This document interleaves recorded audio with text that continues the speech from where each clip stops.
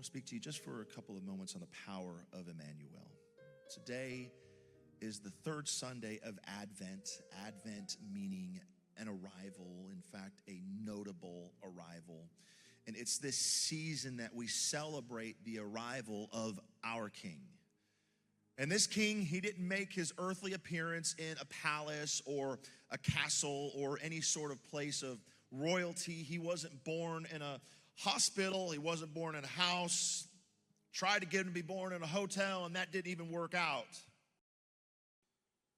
But the Savior of the world, God with us, Emmanuel, came to this earth born in a barn. And after he was born, he was laid on a bed that was made for newborn lambs. And even though he was God, Paul said it this way, that he did not think of equality with God as something to hold on to. Instead, he gave up his divine privileges and he took on the position, the humble position of a slave, and he was born as a human being. He clothed himself with flesh, and he was God with us. He didn't become God the moment he was born, because he was God already in the beginning. John said, in the beginning was the Word, and the Word was with God, and the Word was God. The Son of God came down from heaven and was born to a virgin and became a human child. And this mission that would end with our salvation became manifest that night in Bethlehem about 2,000 years ago. And I want to start with this truth. It's a promise that when God was sent to this world, he wasn't just visiting for a moment. He wasn't just stopping by to see how things were going. No, when he came to stay, to dwell, to be with us, and to be our Emmanuel. And so my question to us today is, do we live like he is with us? Do we think like he is with us? Do we act like he is with us? Or do we sometimes forget that reality? If we're honest with ourselves, there are some times that we feel as if we are all alone. And we face struggles and challenges and battles, and it makes us wonder at points as if, God, are you really there? But I want you to hear this today, that God is not far away. He's not distant. He's not detached. He's with you in the middle of it all. Somebody needs to hear this morning, that God is with you in your storm, he's with you in your pain, and he's with you in your times of uncertainty. He's not just the God on the mountaintop. He's also the God in the valley. The psalmist said it this way, even though I walk through the valley of the shadow of death, I will fear no evil. And I will fear no evil because you are with me. And if I take you to another scripture, Paul quoted Jesus in 2 Corinthians chapter 12. My grace is all you need. My power, Jesus' power, works best in weakness. So now I'm glad to boast about my weaknesses, Paul says, so that the power of Christ can work through me. Here's the thing, God can even work in our weaknesses. How many are thankful for that? I acknowledge my weakness. Paul actually says, I boast about my weakness so that the power of Christ can work through me. This is me recognizing that I'm nothing apart from him. And where I'm weak, he is strong. And where I struggle, it's a place that he can do his best work. The places where other people know that I'm weak is an opportunity for the demonstration of God's power, because they know that I can't do it on my own. And when he does it in a supernatural way in my life, I become a living testimony to others. And the places that I know that I'm weak is space for God to show himself strong in my life. I know I can't do it, but when he does it through me and I submit myself to him, bro, that makes all the difference in the world. And so that tells me this struggle I have won't always be a struggle. I can get through this. I can have the victory. Sometimes we think we have to have it all together for God to be with us.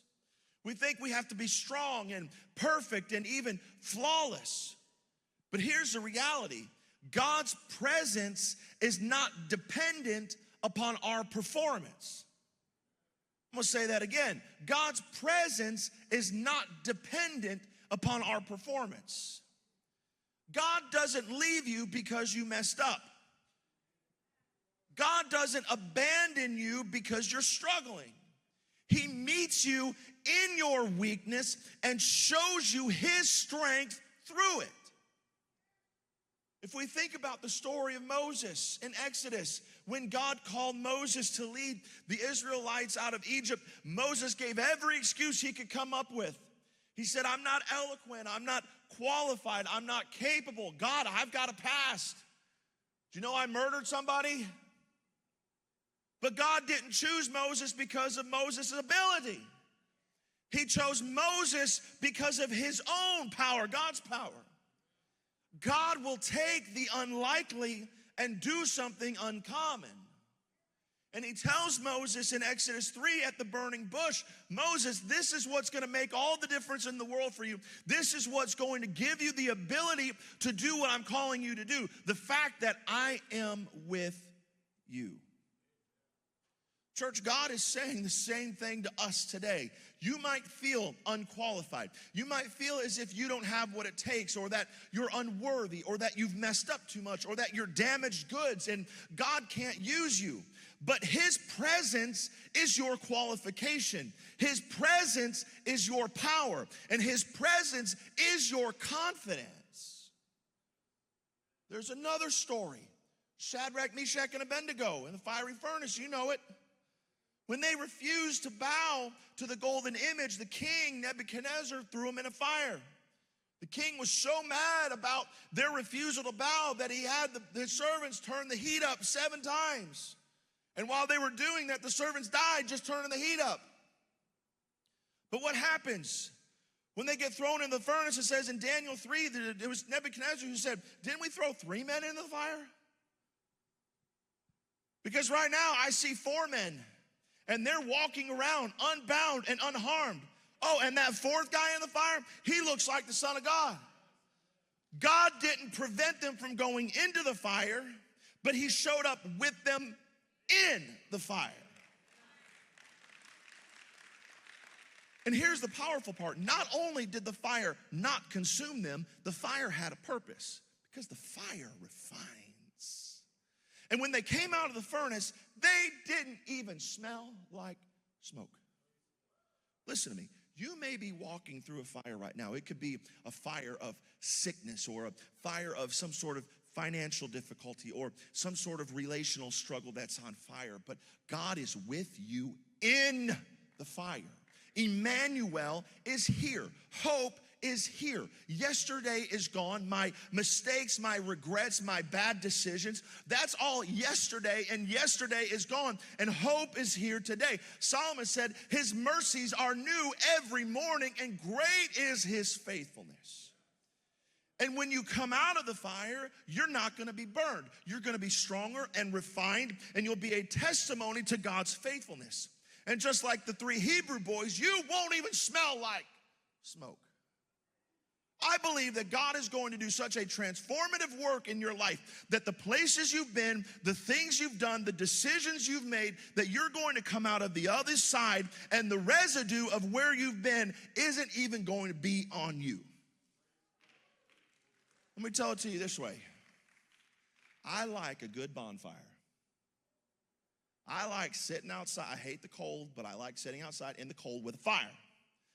I like sitting out there at night and looking at the stars and the stillness, and I love s'mores. So I love roasting marshmallows on a fire.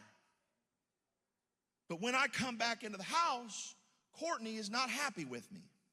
Why? Because when I come back in the house, I smell like smoke. You can tell where I've been. My clothes are smoky, and it makes the house smell. I'm walking in with a residue of where I've been. But what God is going to do in your life, He is going to make such a change in you that as you're going through the fire, as you're refined and as you're transformed, what God is going to do on the inside of you, when you come out of it on the other side, you're not even going to smell like where you've been. Because some of you have been through the fire, some of you have been through the flood, and you've come out on the other side of it. Is anybody in this room a living testimony of the faithfulness of God? That you came out on the other side, you came out better, you came out stronger, you came out wiser, you came out more refined, you came out purified. I'm not who I used to be. The old man is gone, and today I am new. Let's bring this just a little closer to home. God is not just with us for the dramatic moments of life. It's not just for the fire or for the valley. How many of you know that God is with you in the ordinary, everyday moments too, the in-between? Sometimes we look for God in the big things and we miss him in the small things. We're looking for a season, but God is trying to show us a moment.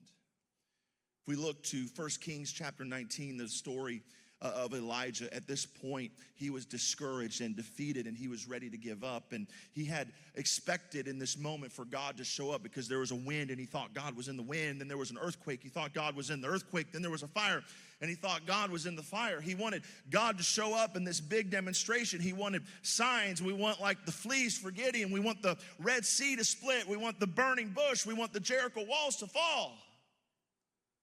And that's where Elijah, who had just been part of a standoff with Ahab and the prophets of Baal, God had just shown up with fire and burned everything up. And he had just given Elijah super speed to outrun the chariots. And Ahab ended up telling his wife, Jezebel, everything that Elijah had just done. And she, who evidently wore the pants in the family, she sent word to Elijah, bro, within 24 hours, I'm going to kill you. And after all that God had done that day, after God showed up in front of everybody, all it took was this note, this threat on his life that caused Elijah to flee. And he went to this place called Beersheba, and he left his servants behind, and so he ran off into the wilderness all by himself, and he travels a whole day to get to where he could. Then he finds this broom tree standing all by itself. That's exactly how Elijah felt. All alone.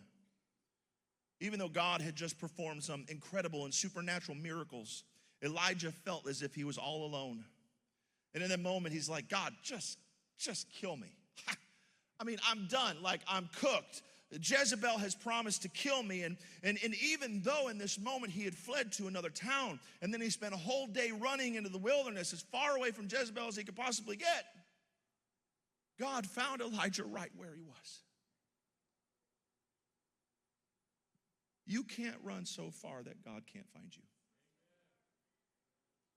It doesn't matter how far you go or your reason for going there, God will still find you exactly where you're at. And in this moment, an angel shows up. And if I'm telling the story, I'm going to tell it like this. Angel shows up with rolls from Texas Roadhouse. The cinnamon butter and all, baby. And you felt that on this side of the room. I guess you know where you'll find me after church today. This angel shows up with bread. Elijah's ready to die, but God demonstrated his love and care for Elijah in this moment of weakness. Think about this. Elijah was one chapter earlier calling down fire from heaven. Just one chapter.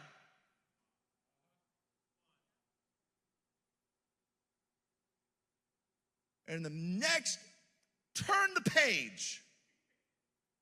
All you got to do is turn the page. God, I'm done. You might as well just kill me. I'm done. Isn't it amazing how quickly we can go from the mountaintop to the bottom of the valley?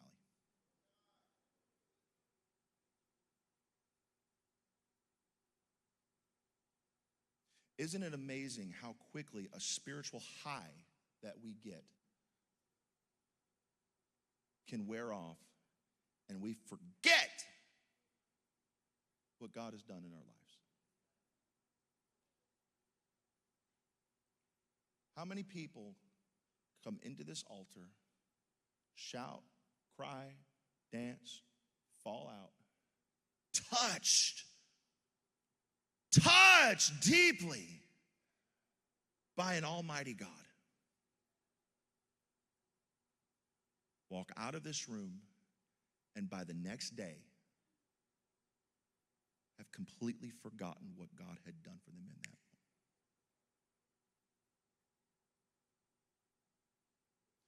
But I am thankful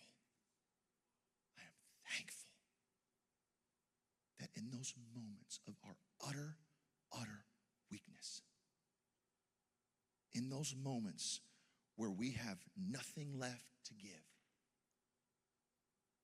those moments where we have truly forgotten, God didn't forget. God hasn't forgotten you. And it doesn't matter how far you've run, whether it's fear or anxiety or because you want to do your own thing. It doesn't matter how far you go. God's got your number. And he knows right where you are. And he shows up for Elijah with this bread. And this bread is enough to sustain him to go on this 40-day journey. And then once he's 40 days elapsed, he ends up in this cave, and all of a sudden there's this windstorm. And Elijah's expecting to hear the voice of God in the wind, but God wasn't in the wind. Then there was an earthquake. Surely in this big dramatic moment, in this earthquake, God's going to speak. But God wasn't in the earthquake either. Then after that, there was a fire. One chapter earlier, God had already just responded with fire. Surely God's in the fire. But in that moment, God wasn't in the fire. And all of a sudden, the word says, it was a gentle whisper. There are times in our lives where we're looking for this big demonstration of God. God, give me a sign.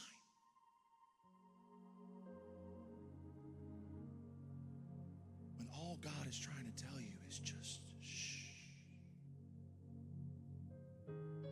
If you'll listen, you'll hear my voice.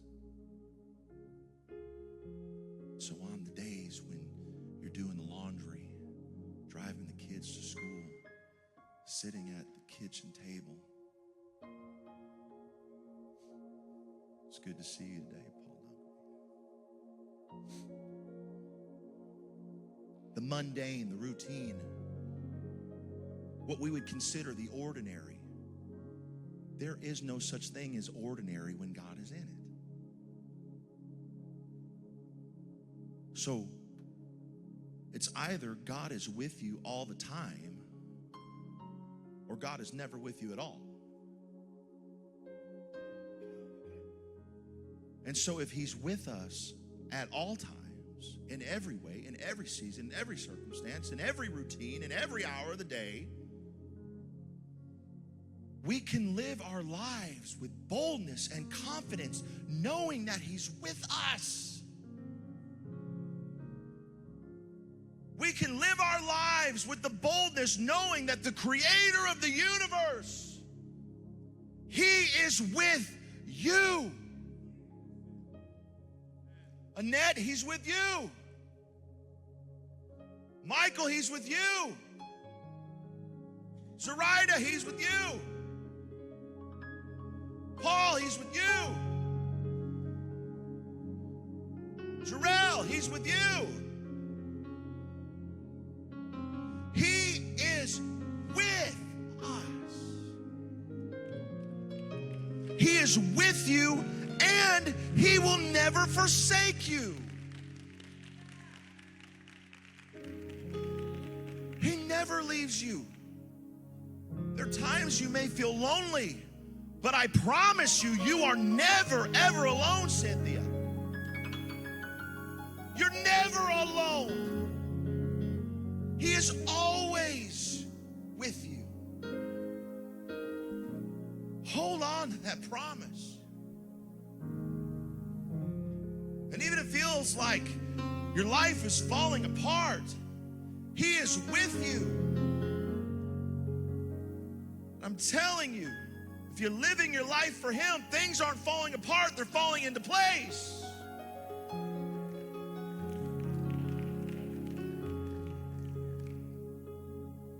I said it this way in first service. There are some people in this room who are experiencing a shift in their life right now, and there are people who've been in your life who've been backing away from your life, or you've been moving away from them and you've been wondering what's happening.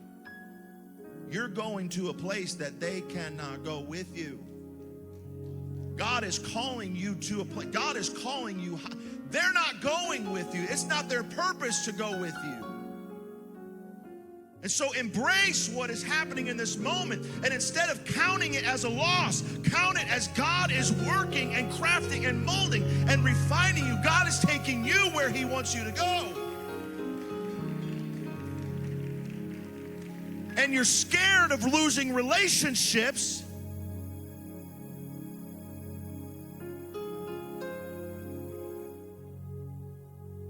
because you don't want to be alone.